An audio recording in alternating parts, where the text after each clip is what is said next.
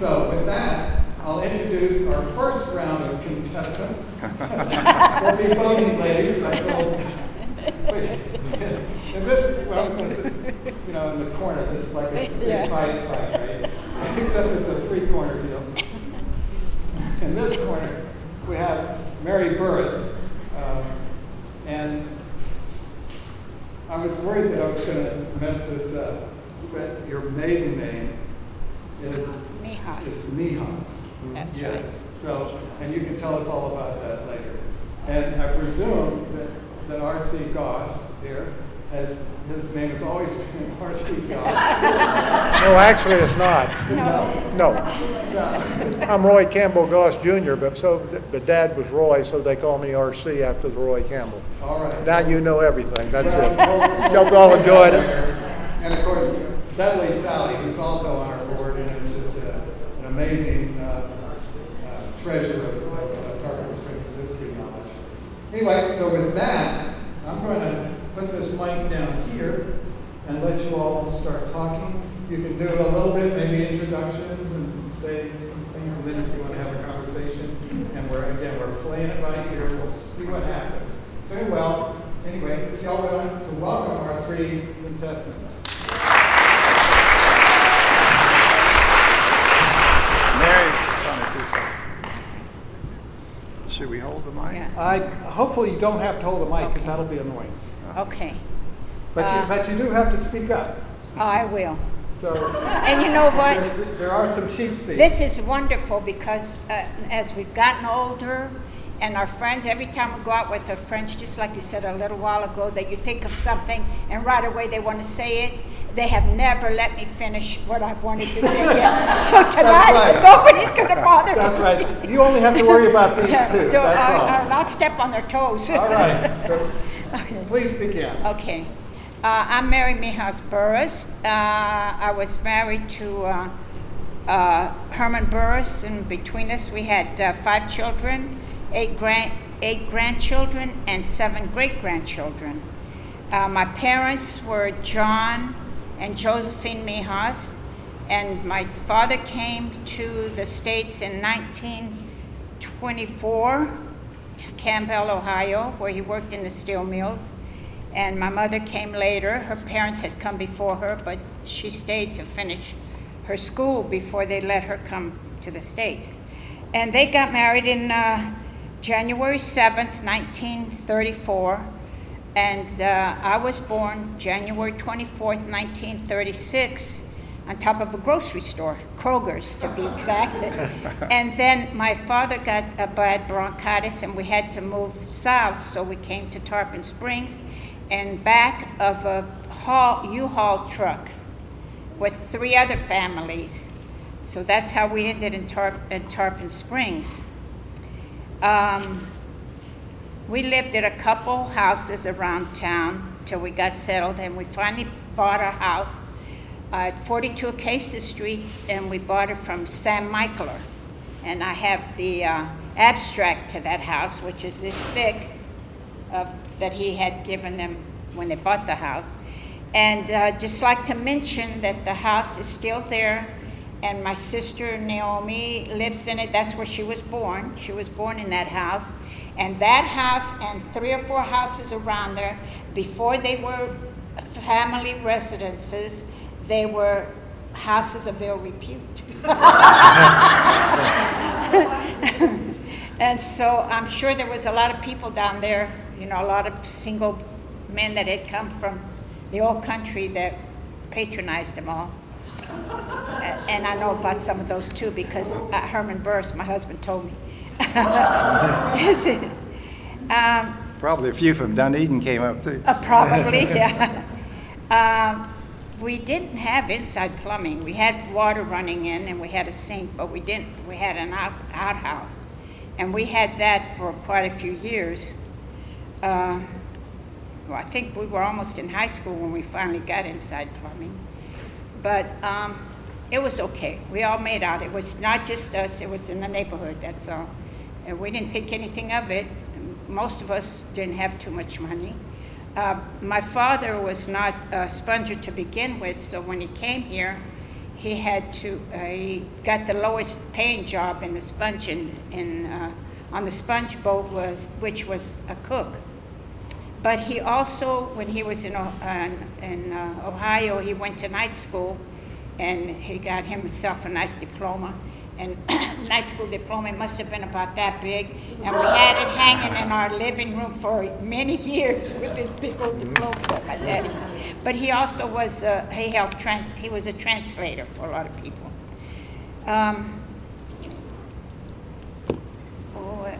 Okay, we didn't have inside plumbing.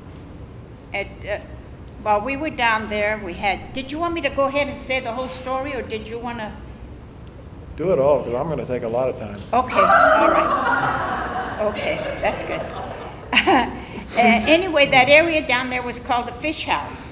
So anybody that came from Dodecanese Boulevard to, I would say, up to Gross Avenue, maybe, in that area, that was all the Fish House.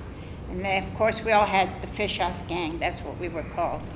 The backyard that we had was, it was a lot of palmettos and frogs. We had so many frogs. That's all you heard all night long was the frogs croaking. Across the street from our house, where the last Paul Shrimp house was, the newest one, and that property, all that was, it was the Coast Guards had calisthenics, and they had all their stuff that they used for calisthenics, and we used to go play there when they weren't there. That was to the east of us. And then to the south of us, and I'm not saying along journeys, I'm saying like the streets separated us. It was boat building. They had Leonida Pascalakis, he was building boats. Old man Caminas was down there, he had the ways, and he was, no, he wasn't building, but he was, I think he was an engineer. He was, The engine. yeah, mechanic on the boats and everything. And so we had that to play with when we wanted to, when they weren't there. And we also, while we were down there growing up, we had, my mother didn't speak in English, so I had to do whatever. My daddy was gone. Of course, the men were gone for long periods of time. And so I had to, when we had to pay the water bill or anything, I would have to, she'd give me the money, and I'd either walk, or if I had a nickel, I'd ride the jitney, go up and pay the bills, and come back down. And but one of the reasons that they didn't learn to speak English, a lot of the Greek women, was because everything that they needed was available to them right there, and they didn't have to. The bread man came by, he brought bread, he was Greek. The fruit and vegetable man came by, he was Greek. Every once in a while the fisherman would come by, he was Greek. So then we also had the insurance man that came by. Now he came by every week and would get 25 cents for the insurance.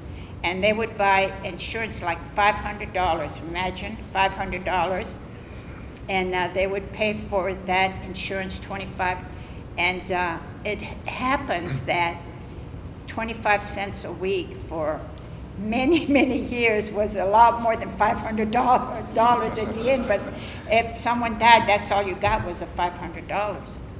So we had couple, George Shirakis was one of them, and Steve Lalekis was one of them.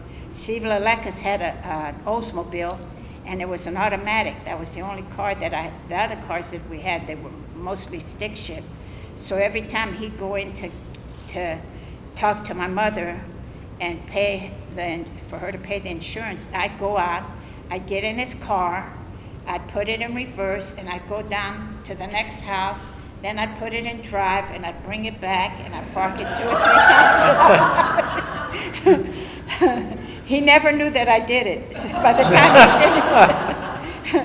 But that's how I learned how to drive, going back and forth. Anyhow, so we had a lot of things happened, I guess. I want to speak about events that happened during my lifetime. World War II, for example. I remember when we had rations, and we had little red tickets that we'd go to get sugar or kerosene mostly, because we had a kerosene stove. We didn't have a gas stove or anything like that. And I remember we'd go up to Leo's service station and buy the little thing of kerosene, and we'd bring it and turn it over and put it on the stove. And for heat, we had one of those, the cylinders, and that would be running all night. And if it went out during the night, we all would wake up in the morning and we'd all have black noses around our faces when it went out. But we all survived it, and it was, and it's a good thing. I think it's a good thing to be brought up poor. You learn how to survive when you get older. And I remember when we got our first TV. I was married before we had TV, and we got one at my mother's. First one we had gone to, there was somebody was an auctioneer was auctioning off all these TVs. It must have been about half a ton. They had to bring it in the house, this big old TV. But that was that was a big thing for us. And I remember when we first moved down there, and my mother used to wash, she would put, there would be a hole, dig a hole in the ground and put wood and then a galvanized tub with hot water, and that's how they would wash their clothes. Bring water in from the stove and pour it in there. Well, they had the hot water going there too, but to get it going, and then we'd have an oar, and pull it out with the oar and wring it, and then we got a wringer, a washing machine with a wringer. That was a big deal, you know. We had this with the wringer. Everybody was afraid to get their hands caught in it. That was a big deal for us. Another big deal was on Saturday nights is the hit parade. Every Saturday night, all the kids in the neighborhood would gather, especially the girls, and we'd all sit on the porch and wait for the radio to come on to have the hit parade on there, so we could see what songs we thought were the most popular, if they made it or not. And another thing, going uptown a little bit, I went a couple times up to the boathouses where Bonnie Staley was living. I think we played a few times in those boathouses up there. Just a lot of things. The Philoptohus Hall down there, they had some gypsy weddings there, and they lasted for days, and it was just crazy when you go down there. And when they left, it would be like a hurricane had gone through there. They made such a but their music was really nice. We enjoyed it. The kids did. I worked in the curio shops too, so at that time I think I worked Saturdays and Sundays, and I got $3 for the 2 days. And mostly the people that were coming at that time when I was little, 12 years old, I started working when I was 12, the people that were coming were either Canadians or they were from Michigan. That was the most tourists, and it was winter tours. There wasn't anything in the summer. And the things that we sold most after the sponge, of course, was we had these alligator bags with the heads on them, you know, alligator, and they were so popular, and they were $85, and if you sold one of those, your job was secure for the next weekend. Let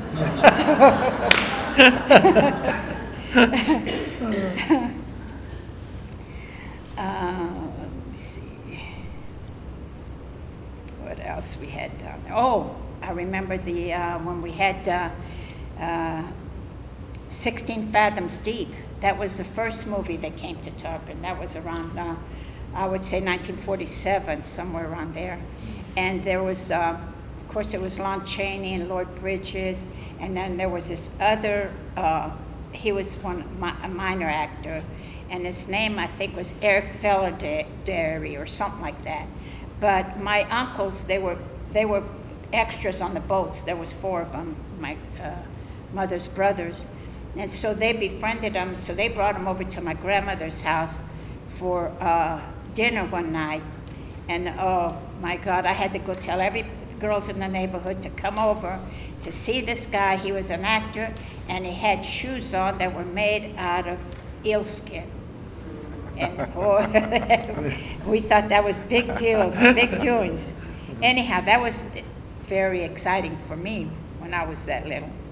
Then the Beneath the 12-Mile Wreath came, and I was in the choir at that time, and we got to be in that, and we got paid, and that was when we all got our Social Security numbers, because they had to have Social Security numbers for them to pay you. So we were all excited about that. We all liked that. There were so many things that happened, 16 Fathoms Deep. Then what I really, another thing, I got a lot of stuff here. My grandfather, when they came down from up north, he was the rector at the church. And at that time, there's a basement to the St. Nicholas Church, and we made candles there. And I used to make candles with him. It was on a board, it had the strings on a hook, and you put them, and you had to put them in and dip them, and put them back and dip them, and do that. Just some of the stuff that I remember when I was little. I remember the old pier that we had. That was Mary and her little lambs, with Phil Demas was the drummer, and the Whites, Whiting, forgot her name. Whitey White, But yeah, Mason Young played trumpet. that's right. All those guys were on Yep. there. They were there at the pier on Saturday nights and everything. I remember also Oscar Hill. He was the chief of police here, and this is later on now when I'm an adult. And he used to have game dinners. They were hunters and fishermen and everything. So Herman and I went to one of them one time at his house, and they were all having a good time eating, and I've seen them, they're sucking on these heads and everything, and I tell them, what is it? It was squirrels. They were eating squirrels. So that was fun. Mary? It was fun. Yeah. I'm as crackers as it gets, and all my family, when I was a kid growing up, they ate squirrel heads too. I never was able to do that. That was above and beyond me. Yeah. I love the perlo, the rice Yeah, perlo well, that I've went with eaten it. fish heads before, and I love them. So anyway, I'll give the other guys a chance to say something. I just want to say that Tarpon Springs is such a beautiful place to be, and it is a hometown for so many people. And all the years that I've been doing volunteer work, Shepherdson and everywhere, and people come from up north, and they're so happy to be here, and they get involved with the city and the people and everything. They've come from big cities. They didn't even know who their neighbors were. So when they get here, they finally feel like they finally have a hometown, and they love it. And I love working with all these people that have come from somewhere else, plus with all the people that I know here. And sometimes my husband used to tell me, he called me a professional mourner, because I was always going to funerals. I said, well, when you live in a place for 82 years, there's no way that you're not going to have that many people to go to funerals for. So that's the way it is, and I guess I'll turn it over to R.C. or Dudley. I'm sure they have a lot more to say. No, RC's going next. I was going to lay claim to that, saying that I was my family, Mother Mia was my great-great-grandmother, and so I had claim to being the oldest descendant around. I read Jill McGregor's book about the Noblet family. It says, no, the Goss family had a farm south of town, sold it to some man named Wall, and that became Wall Springs, which is the way we all date our adolescence. So Yeah. I demur to R.C. He's got the claim. Okay, you do? Well, the first one that came down was a Joseph Goss, and the whole clan came from up on the North Carolina, South Carolina border on the ocean up there. And it was, some of them were in places called Goss's Landing, some from a little place called Shalott, and then there was, what's the other one? Tell me? Seaside. I could not remember that. I do that sometimes. Anyhow, those three towns is where most of the Gosses were from, and Joseph came from there. No one knows why he decided to come down here and cover the waterfront, but he did. And he found the Crystal Beach and Wall Springs area as the one where he went to, and he loved it.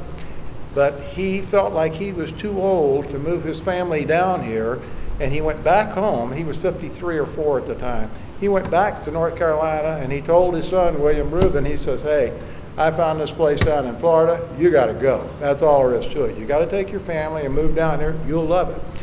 So they did. They packed up. When did they come down here? This was in the early 1860s, and we don't know exactly when. 60, 61, something like that. They came down. Don't really know how they got here. I mean, I'm sure that they came down on the railroad as far as they could, and then it was horse and wagon, I would assume, the rest of the way. But when they got here, they liked the Crystal Beach area better than they did Wall Springs, because that's where they settled. And they called Crystal Beach Seaside after where they had come from in North Carolina. And it remained Seaside for years on the, if you look at the old maps, it's Seaside, and Palm Harbor was Sutherland, Ozona was Yellow Bluff. They all had different names back then, and they're on the maps that way if you'll find an old map. So anyhow, they settled there, and they stayed there for many years. And one day, I guess, they turned their cows out, and the cows would wander out and feed and come back, and then they would milk them at night or whatever, and they would come back with wet mouths. And they couldn't figure out what it was doing, so he followed them one day, and that's how he found Wall Springs. They were going there, the cows were going there to drink. So anyhow, he laid claim to 125 acres is what there was there around it. And they had that for a number of years, and then he sold it to Charles Wall, like you said. And he was a heck of a real estate man. He did really well. He sold that 125 acres and a spring to Charles Wall for $50, a wagon, and a brace of mules. Heck of a good, it was really a decent deal. It was, you know. And after that, they moved out to northeast of Lake Butler at that time, Lake Tarpon today, to a place that they called Gossville. And the whole family stayed out there until they were all pretty much starving to death because they couldn't make a living out there. So they moved back to Wall Springs again. At this time, my grandfather ran the post office, he ran a general store, he was a commercial fisherman, he ran the spring down there for Mr. Wall, and he was also a constable in Tarpon Springs at that time. And after that, they moved into Tarpon, and I don't know exactly when they made the move from Wall Springs to Tarpon, but somewhere the late 18s or the early 1900s, and I don't know when. Dad didn't know either. Dad was born in 1905, and he wasn't aware either. Anyhow, we lived in Tarpon ever since, and we have been scattered all over the place. There's a whole flock of us. There's Gosses all over the place, and if they spell their name like G-A-U-S-E, we're all related somehow or other. I was born in 1940. Thank you.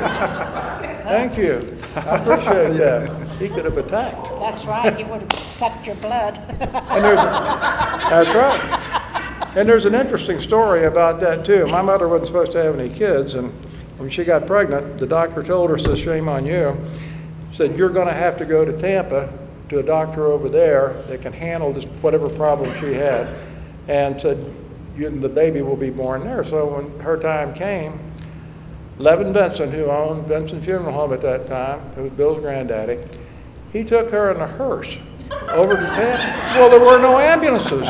There was no such thing as an ambulance back then. So he took her in a hearse over to Tampa, and I was born, and I lived through that, which was a good thing.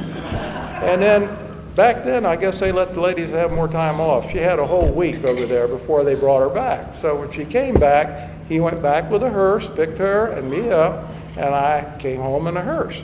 And I told Carolyn the other day, it's kind of, I thought it was kind of cute, because one of these days, if the good Lord's willing, I'll probably take my last trip in a hearse too. You know? So it's kind of a the circle of life thing, you know? And it's interesting. But we've been here ever since. Dad was a banker. Mom was a legal secretary. I don't know what else I can tell you about it, except one thing that I would like to say is this.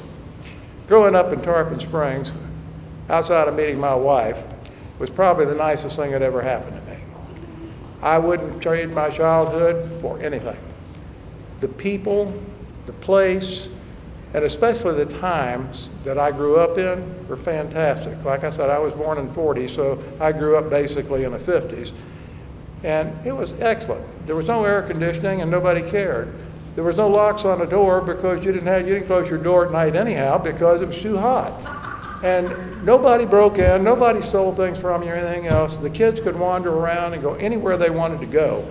And it was fine because the other mothers looked after them. We had 2 grand girls and 2 god girls, and I told them about this, and they looked at me like I lost my mind, and I said, seriously, you could have taken off all your clothes, wandered around town for a week, and no one would have ever laid a finger on you. But before your foot ever hit the ground when you were leaving the house, at least 14 mothers would have called your mother and said, you just ain't gonna believe what your young'un is doing this time. And that's the way it was. And to this day, those who have been in Tarpon all these years, there's a certain togetherness, a warmth that is there. It has always been there, and I guess it always will be, or I hope it is anyhow. So yeah, I love my childhood, and I love growing up here, and I love Tarpon Springs. Your turn, sir.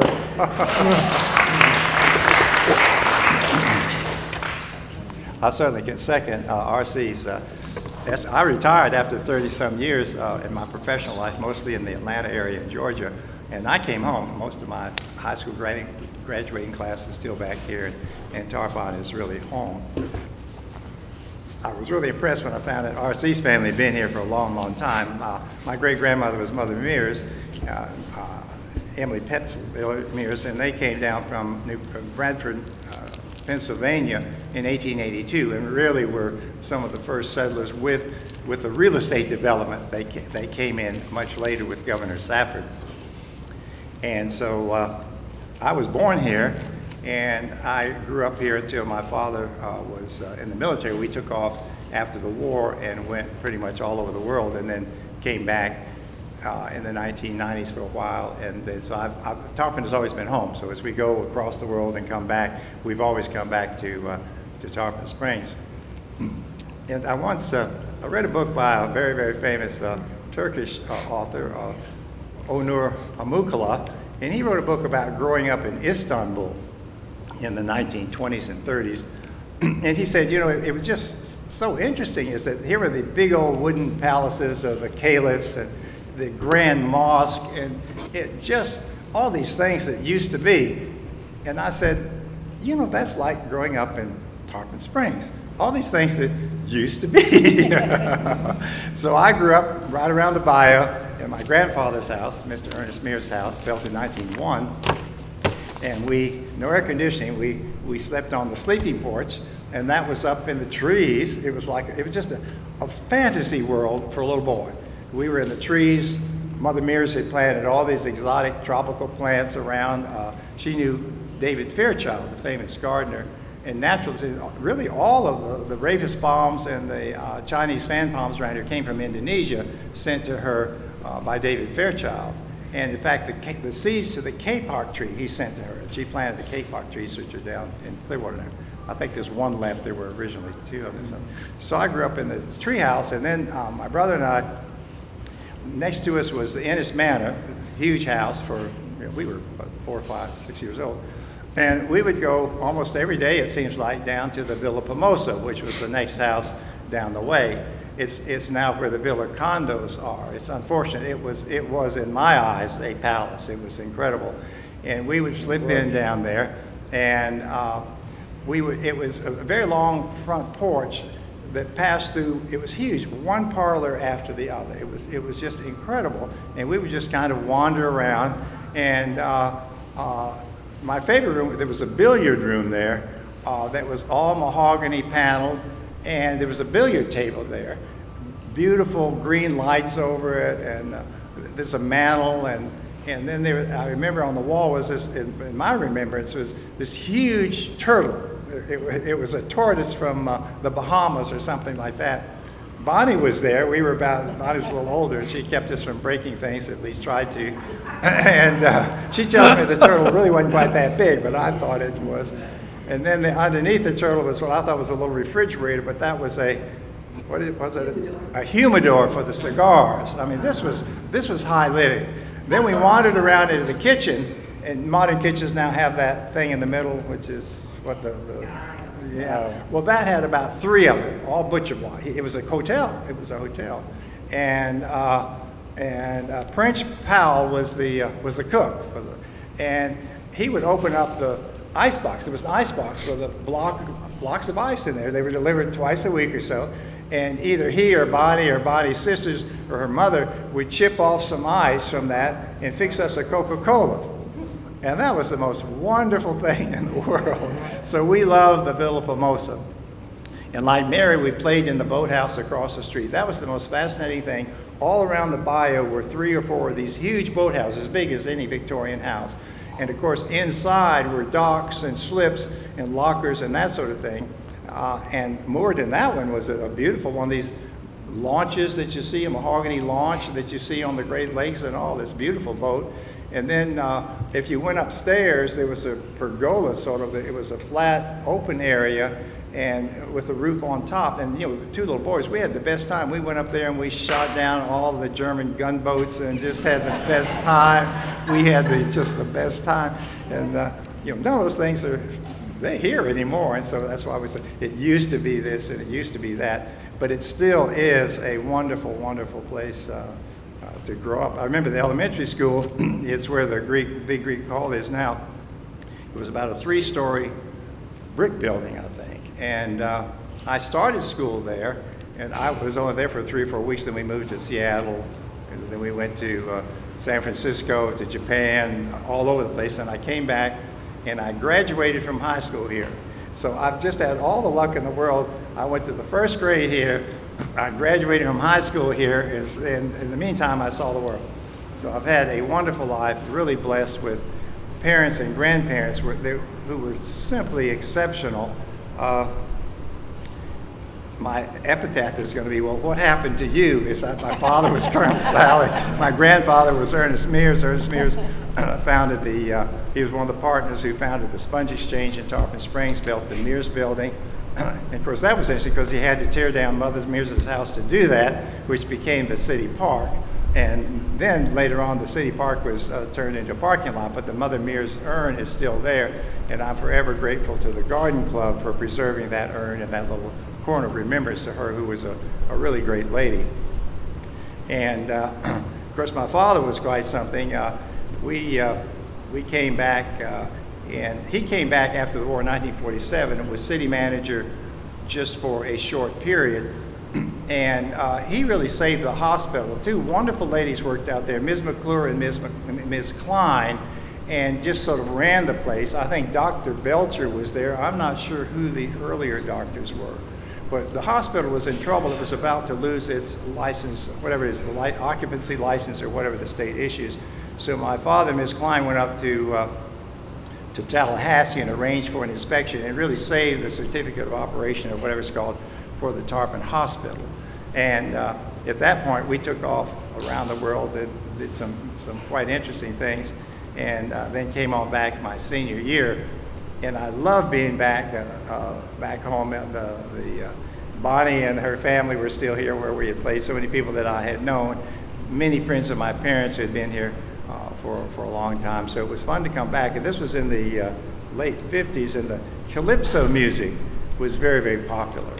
And so I went to school, and here are all these Greek guys with dark hair singing Deo, Deo. And I thought, what an exciting place this is. We were right up the stuff. And so I had a wonderful experience in high school. I really was kind of the new kid, but everyone was very, very nice to me. And my father and both my brothers went to the University of Florida, but I took off. I went to a private liberal arts school. I was going to be a doctor, and they said, you have to take German. And I couldn't learn German. we'd had great Spanish teachers here. That was interesting. With the Cuban Revolution, many Spanish executives and teachers came to Florida, so our high school Spanish teachers were native speakers. I remember Mr. Fernandez and Mr. Cruz, and Mr. Fernandez could sing, and it was funny. We'd go to Spanish class, and he would teach us to sing. It was like being in an opera of some kind or something like that. But we learned great Spanish, and of course I got to school and they said, you got to do German. That's the way academia is sometimes. And so I went to Germany to learn German, and came back. I was pretty good in German, but also had enough of biochemistry and that sort of thing. I was really a klutz in the lab. I would, at 4 in the afternoon, we're ready to wrap things up. I've got 2 hours work in this beaker. I forget that the burner is on. And I would reach for the beaker, and 4 hours work would go across the room. So I never became a doctor, and it's probably just as well. I would have been a terrible doctor. I would have said, well, you're in the shape you're in because you didn't mind your grandmother, you know. And so I'm glad that humanity was saved from my being a doctor. I became an economist. I worked for the Federal Reserve Bank in Atlanta for 10 years. I tell my students that I caused the 74-75 recession and resigned, and I've been teaching ever since. But one of the things I did up there, I was running an antitrust section, and we enforced the Bank Holding Company Act and the Glass-Steagall Act, both of which have been repealed, so there's 10 years of my life wiped out. But the things we did sort of locally, these are tales of Tarpon. Mr. Ellis in town was the big banker. He owned a bank here and a small one in St. Petersburg and 3 very large banks in Sarasota. And at the time, Florida banking was undergoing a revolution because it was a unit banking state, and each branch was a different bank with a charter and different board of directors, and they had to regroup and reform, and we handled all of that. So Mr. Ellis had to form his banks into a holding company, and we did that for him. And also then he was able to sell that to NC&B. He got $800 million for that, and a lot of that he gave to the hospital in Tarpon.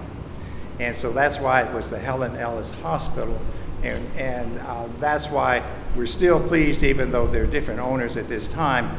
Helen Ellis's name is up there, and that's a great thing, really, for all of us. And so I retired from causing recessions, and I've been teaching students to be prepared. I was teaching in Georgia. I said, you know, what happened is in 74, 75, your parents were wiped out, so they put all the furniture in the car, said, since we're moving, we're going to Florida. They got as far as Rome, Georgia, ran out of gas, and you're here now. And but I'd really like to talk about my father a little bit. He retired from the military.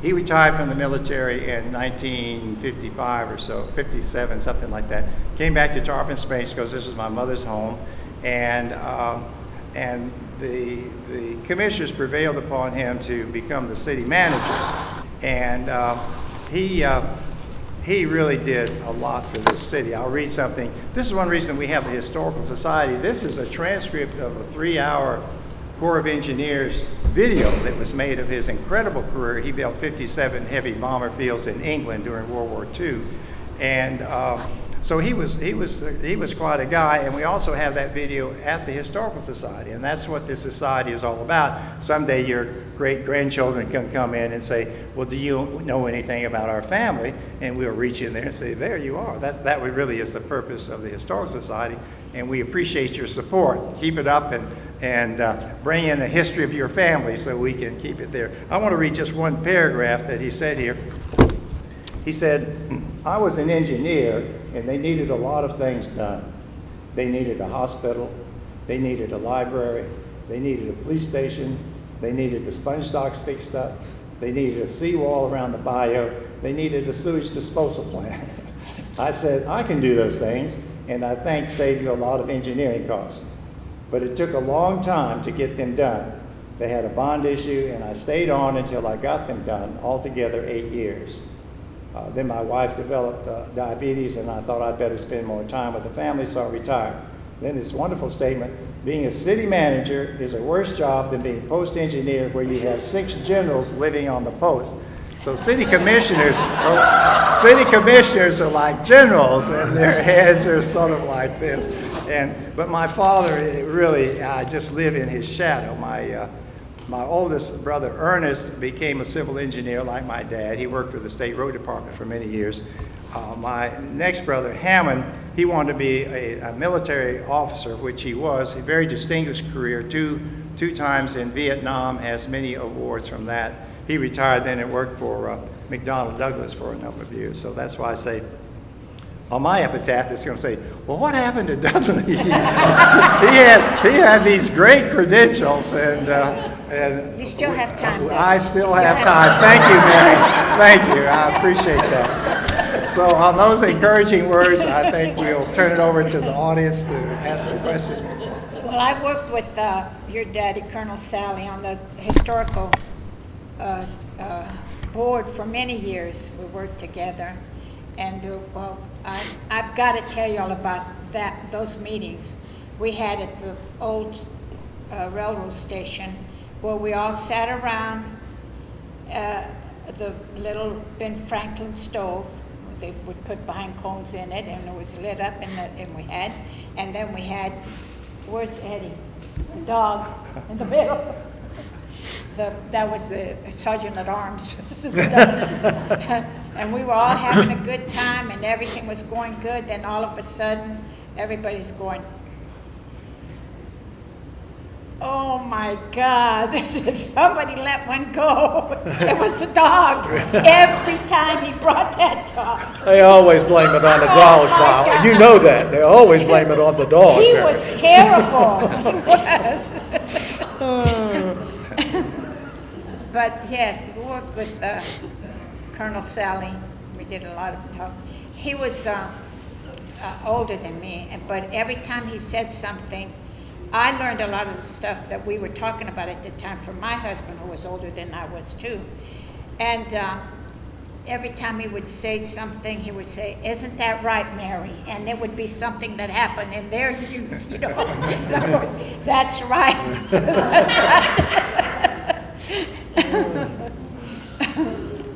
It was fun. We had the First Historical Society, though we first met at the bank. We used to meet at Alice's bank, one of their rooms. Then we moved to but it was very nice. We had good times there. No, it's been very successful with the remembrance you know what? teas we do. Every remembrance tea, we have a folder of that family's history. We had It's the really, the archives are very tea well. we had going to mix punch. So in the punch bowl, somebody put Tide soap in the punch, the bottle that was supposed to. So here we go. We're mixing the Tide soap with the water and mixing. And Mickey Roberts wanted to taste it. He didn't know what it was, and he said, put it in his mouth. He was going, "I think something's wrong with your punch." We finally figured out that's what it was. Well, there are lots and lots and lots of stories. You know, my dad came in 1922 when there was just a boom town going on, and he built most of the roads in town. He built County Road 1 and then alternate 19 and what's now Big 19 out there. That was called Westlake Road, and he built the road out to Sunset Hills Country Club, and the tourists the people from New York would come in by train on Monday, go out there on buses, and then buy a lot and be wined and dined. It was perfectly beautiful out there. It was a golf links. It's where Point Alexis is now. That was a golf course, but a golf course next to the water is a golf links. It was really quite beautiful, and they were rushing to get this thing done. There was a big boom building all over, and they were tarring the parking lot behind the country club when this 2 busloads of people came up. And they were in the middle of their sales spiel, and these shrieks came from a woman screaming and hollering like she had been stabbed. Her little white dog had wandered around into the tar on the back parking lot.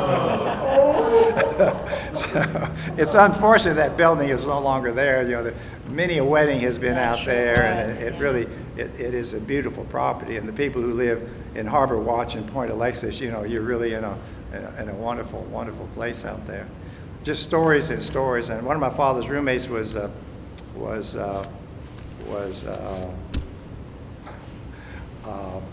Fernald, Leon Fernald, who I think worked with Leon Fernald had the savings and loan here, and they worked with the Gulf Lumber Company very closely and that sort of thing.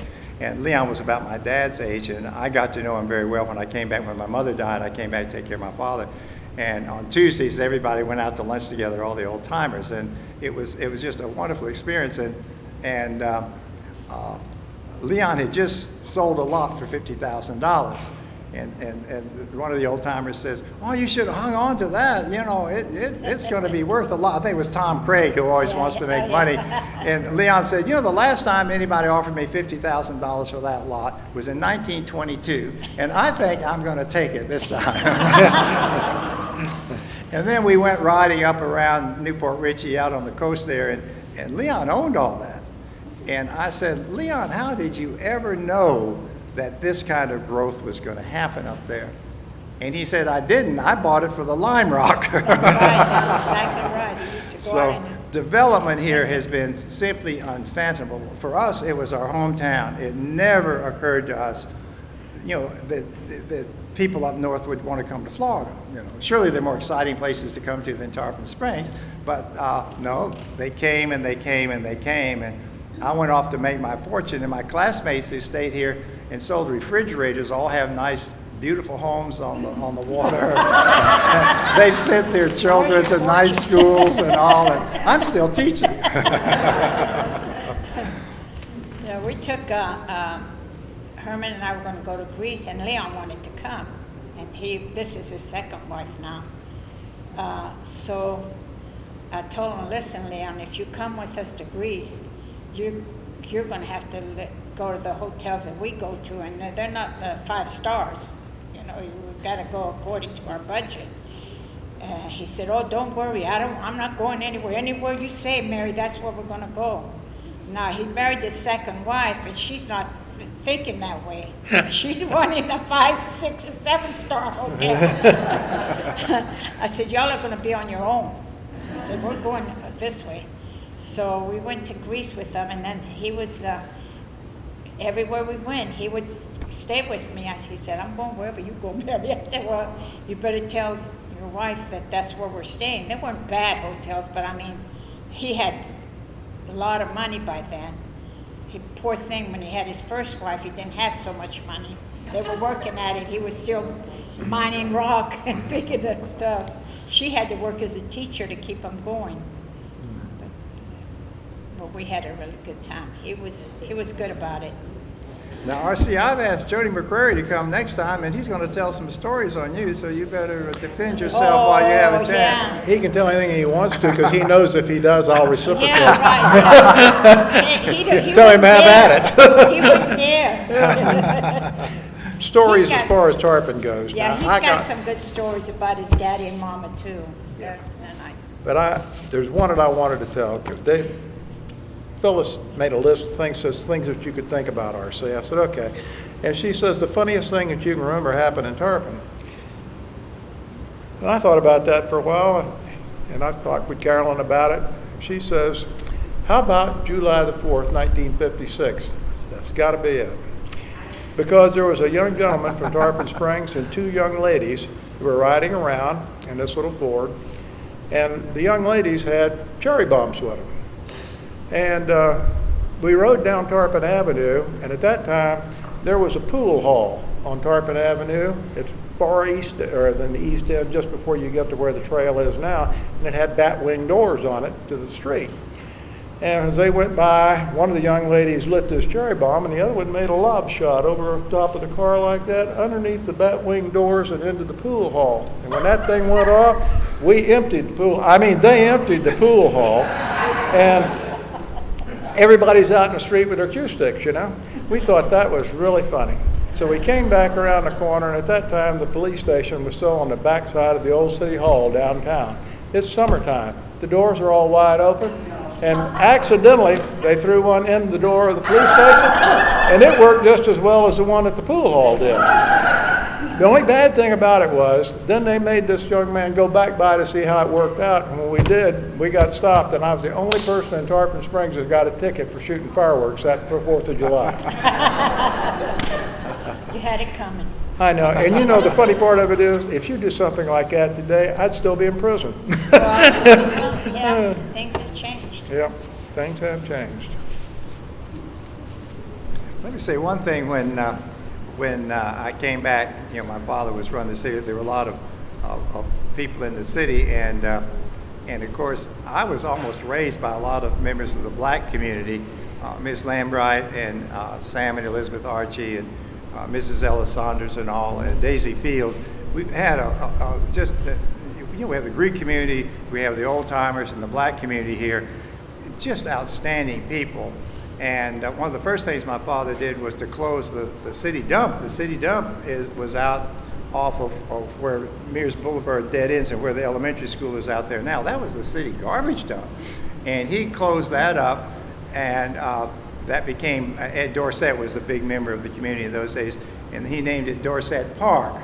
And so that's, there's just great things have been done like that with the initiative of the black community saying, and people in Tarpon are receptive, to those suggestions. And one, it's kind of funny, at the time it probably was not funny. During World War II, the military was segregated. And so they had their victory parade. My father was the city marshal because he was the ranking officer of anybody in town. And so they had the white troops marching, and then a fire engine, and then the black troops. And Mr. Dorsett's father came up and says, Colonel, there wasn't no fire truck between us and the Germans. So my dad put the fire truck at the end of the parade, and I think that's just a great story.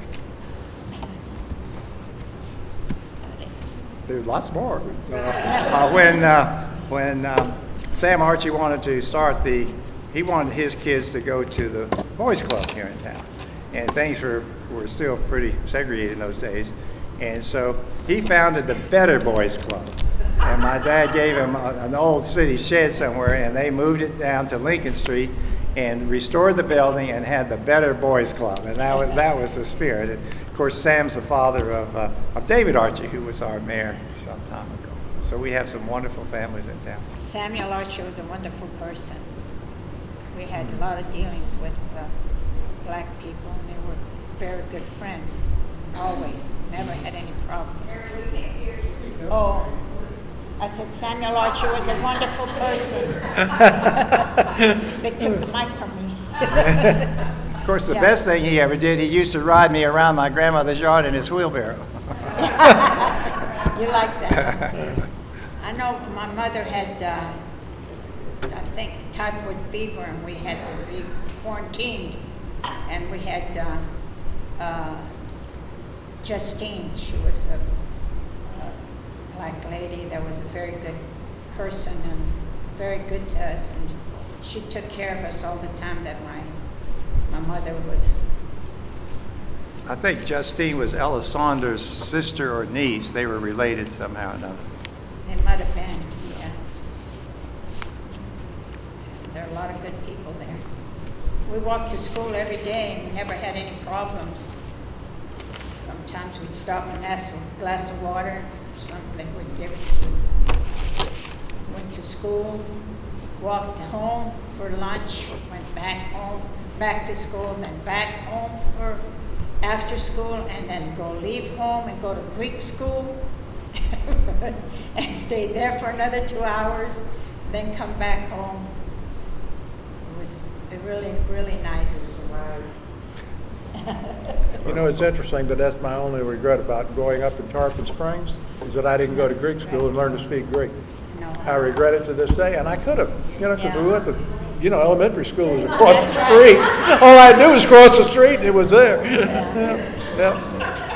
One other thing we were roller skating a lot, and this is for you people that live out, out near Fort Alexis and all, out on Riverside, is during the Florida boom, Streets were paved out there, sidewalks were put in, street lamps, fire hydrants, everything, and there were only 3 or 4 houses ever built out there when the boom collapsed in 1924-25. So we would go roller skating out in Sunset Hills on sidewalks. We would roller skate up and down the sidewalks out there, and it was the strangest thing. I asked my parents, I said, what was that all about? And they said, well, that was a boom time development, meaning the Florida boom. Well, I'm 4, 5, 6 years old. Well, it was during World War II. And I thought the Germans had come and blown up all the houses. They were boom houses. Well, you know, while you were out there roller skating, I was entertaining myself because you know where the little humpback bridge is? Oh, yeah. Out there. I'm not talking about the one on Whitcomb, but the one that's on the other bow, Kramer. It went across there and the road stopped. That was the end of it.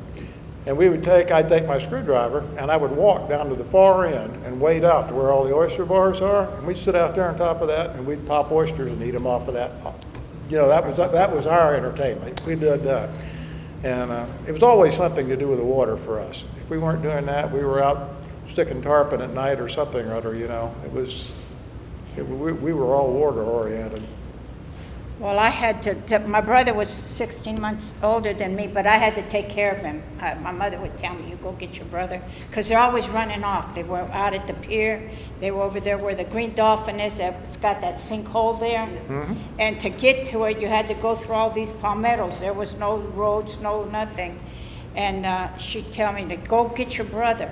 I said, where am I going to find him? So the one place that they would go over here where Hellas Bakery has their, it was the, you know, the fish house, yeah. They would go swimming there. There was big piles of sand. I don't know where they came from. But it would be about 4 or 5 guys out there, little boys, skinny dipping. And my mama said, don't come home without your brother.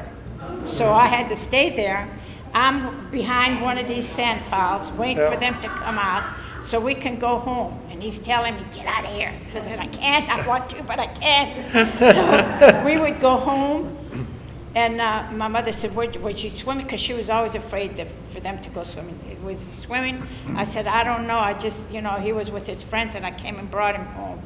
And she said, come here. She would tell him, come over to that. I said, did y'all have a good time? She said, yeah. And he'd get real close, and she would lick his hair, because he said he wasn't swimming. So she would lick his hair. She said, yeah, you weren't swimming all right, Frank. Then we would run around the table, and she'd tell me, catch him. And he would tell me, you better not bother me, I'm going to get you. And they'd go around the table. She broke quite a few yardsticks on him that we had gotten from Mrs. Lewis's hardware store. But they were in the water all the time. Then you couldn't find the boys anywhere unless you went to the water. Mrs. Lewis and her store up there is something that I'll always remember about Tarpon. You could go in there, and if you were going to order something, or if you wanted something that cost $500, she would sit there and she would work with you as long as you wanted to work.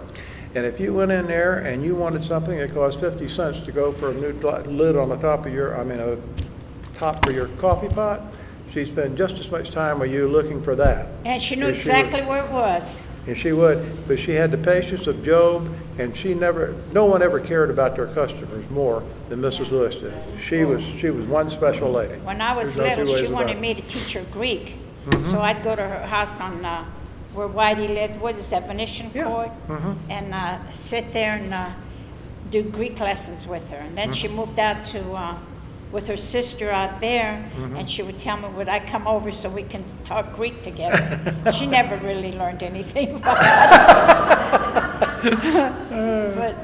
Well, I'll second that. The Lewises, her 2 boys worked there as well, and I won the science fair in Pinellas County because I built a Wilson cloud chamber, and I needed a glass cylinder. And you know, they took a gallon or whatever, it's 2-gallon jug, and cut the glass for me. So I would have this glass cylinder. I remember when they cut glass. Amazing. Yeah. It was just, can you imagine doing that? They go into Home Depot, will you cut me a glass? Yeah. If I can interrupt for just a moment. Is anybody here, we've been about an hour, a little over an hour. Does anybody have a burning question that they are just dying to have an answer for? Yes. Can I ask Dudley a question? Yes. I knew the Colonel too. Can you wiggle your ears? Oh, yeah, that's right. He could wiggle his. I've got big ears. I don't think he can wiggle them. He can Yeah, he wiggle them. did. If anybody knew the Colonel, Yep, his that's right. ears, Yeah, very Yeah. distinctive the ears. wiggliest ears. Yeah. When he got going, talking and everything, you see those ears going wiggling. I came to him and stuff out, and they, when he talked, they. Is anybody else? Yeah. There was a tremendous change on Tarpon Avenue during that time. Do any of you want to talk about, like when they used to have the drugstore on the corner, and there was Terra Panties, and we had a movie theater? Do any of you all remember any of those times? Sure, sure. Oh, sure. We had the 2 movie theaters when I was growing up. I worked at one of them. But yeah, that was. There was, and there was a barber shop. Shotgun had a barber shop there. Shotgun, yep. Yeah, and And then. C.V. Green, Yeah, there's 2 of them. yeah, and then. And yeah, there was a market there. There was The Royal Theater. Royal Theater and the other theater. Then there was a little, Phil It Demas was had a Clark's, jewelry store right Clark's alongside. set 5 and dime, Yep. and down the road was Juke's 5 and dime. Yep. Juke's at their 5 and dime, and then there was a shoe shop down there. The first time it was cousins with Faculous on this side. It was the other Faculous had his on this way. Yes, Corfus got his, and then there was a Corfus got White House restaurant down there too, at the corner where there's a restaurant now. By Acropolis. When Baynard's was still there on the corner, they had they had a full sundry bar in there, you know. They had some of the best ice cream I've ever eaten Oh, to this yeah. day in there. And they made a pineapple sundae. That's Did you ever have one of those? Yeah, I worked there. Oh, I my worked at Lord, those were Baynard's good. I can Drugstore. remember it like it was yesterday. Listen, I worked at Baynard's Drugstore. Yep. Most of us didn't, we had jobs. Yep. But I remember a lot of times that I worked at cashier most of the time, but all the girls that worked at the fountain and everything, if you had customers that came there and gave you trouble, they got citric of magnesia in their drink.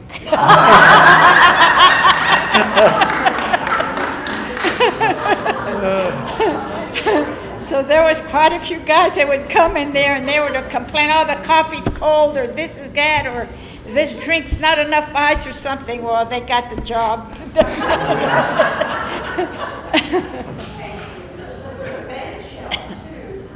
Yeah, the band shell was there.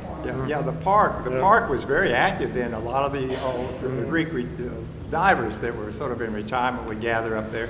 The park was a significant part of the town. The band Every shell was Saturday there. night, everybody was Yeah, down in front of Baynard's and in the park. I missed the pier. Oh, I know, that was something else. Before the big building burned down. I know. It was fantastic. I'll always remember that. A lot I of loved- weddings there. And the Australian pines, and you could Yeah. listen to them. They'd sit there, put you to sleep with the wind blowing through them and Yeah, everything. we used to get the jitney to go to the pier, the bus on Sunday afternoon. And they get the sheets, the white sheets, and put them from one Australian pine to the other because they were close together. And they'd make a hammock for the little babies, and they'd stand there while all this other, yeah.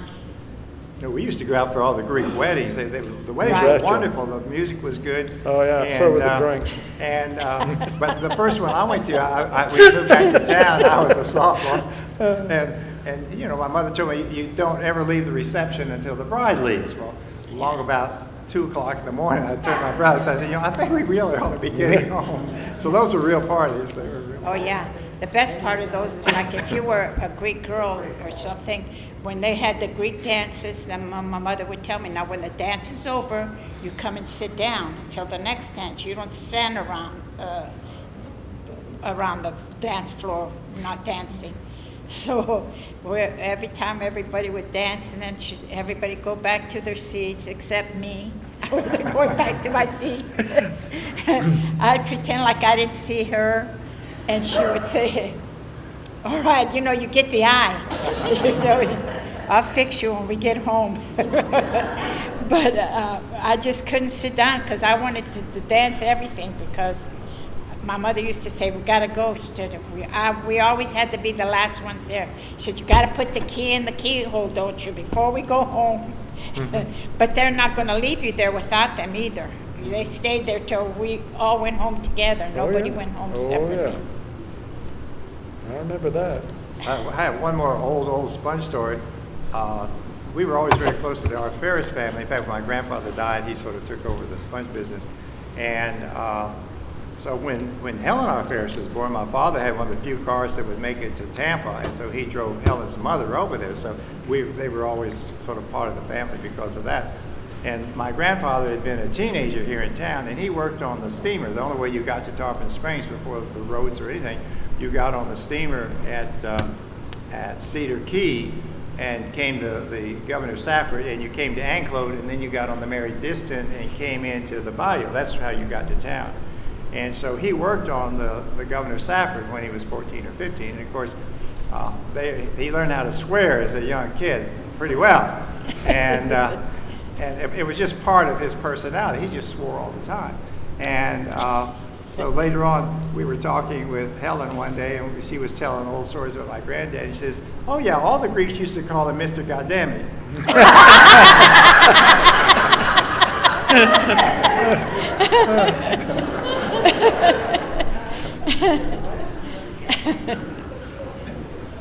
Now top that one if you can. I was thinking, that's going to be tough to do.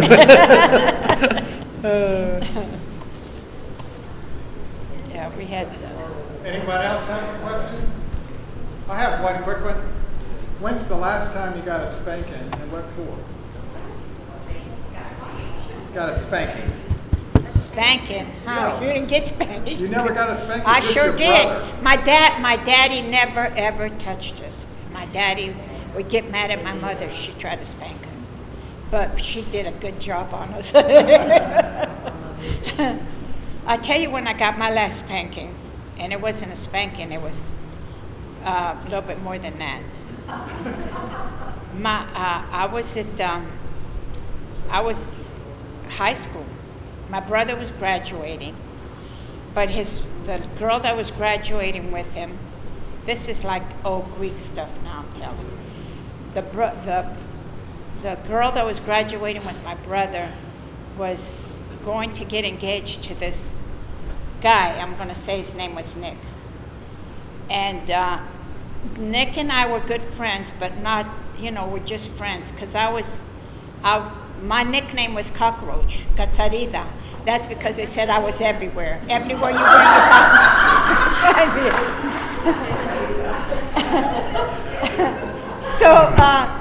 So I was friends with everybody, but you didn't do that a lot. You didn't go talking to some guy just because you're friends with him when there's other Greek women there. My mother wasn't worried about me or her. She was worried about what the neighbor lady was going to say. That was important. So my brother, they're graduating, so everybody's coming out of the auditorium at the school. And I'm standing against the lockers. The lockers were right there. When you come out of the auditorium, there's the lockers. Waiting for my mother to come. Well, Nick happens to come by. So he's sitting there talking, hi, Mary, how you doing? I tell me, Nick, how are you? Good, you doing all right? Yeah. Well, the mother of the girl that he's engaged to happened to come out at the same time. And I'm talking to Nick, and you don't do that, talk to a man that's just going to get engaged. So my mother comes out, and she's furious. And she's telling me, oh my God, go home. And she's screaming and hollering, and what business did you have talking to him? Didn't you see her mother, how she was looking at you? And now she's the biggest gossiper in town, and now she's going to talk about you and blah, blah, blah, blah, blah. And she was throwing jackets at me, throwing everything. And she said, that wasn't the worst of it. You had to be standing with your hands behind your back, leaning up against the locker. I said, oh my God, that must have really been sexy. I'm laughing laughing in her face almost. I said, "Are you kidding me, Mom? You know, are you serious?" She said, "No, that's the way they were thinking. That was the thoughts, you know." So that's the last time I got it. I was a big girl. But I didn't learn my lesson. I still talk to guys.